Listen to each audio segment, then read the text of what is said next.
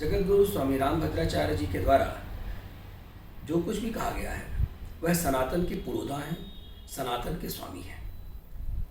और वो जो कुछ भी कह रहे हैं उनका आह्वान हिंदुओं को एक करने के लिए है। लेकिन अगर वो हिंदुओं को एक करने की बात कर रहे हैं तो उसमें एसटी हसन की आत्मा क्यों तड़प रही है? एसटी हसन आज उसी पिच पे खेलते हैं क्योंकि सपा और बसपा सब कांग्रेस के पिच पे खेलने वाले लोग हैं।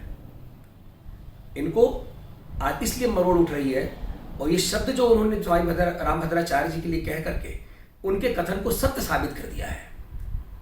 अगर वो पाकिस्तान के लिए कुछ कह रहे हैं तो इसमें इनको मरोड़ नहीं उठनी चाहिए।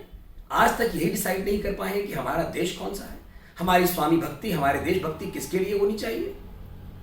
वह आज भी उसी माहौल में ठीक है, एक साथ रह सकते हैं। आपका कहना एसटी हसन साहब सही है, हिंदू मुसलमान एक साथ रह सकते हैं और रहते भी आए हैं। लेकिन जब वो रहना मजबूरी बन जाए तब ये बात उठती है। जब उसी प्रेम में उनकी लड़की को भगा लिया जाए तब ये बात उठती है।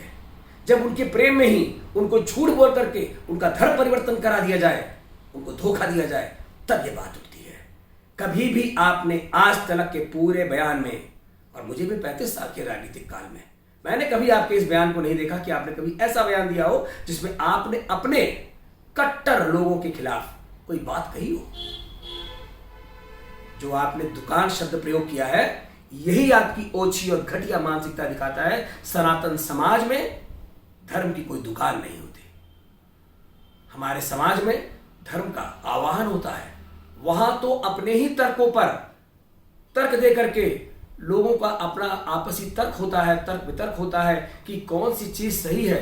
और इसके लिए बड़े बड़े आयोजन हुआ करते थे। हमारे यहाँ कोई किताब के लिखी हुई बात को ही सत्य मान लिया जाए, ऐसा कभी नहीं होता। डिबेट्स होती हैं और अपने ही कही हुई बात पर भी डिबेट होती है।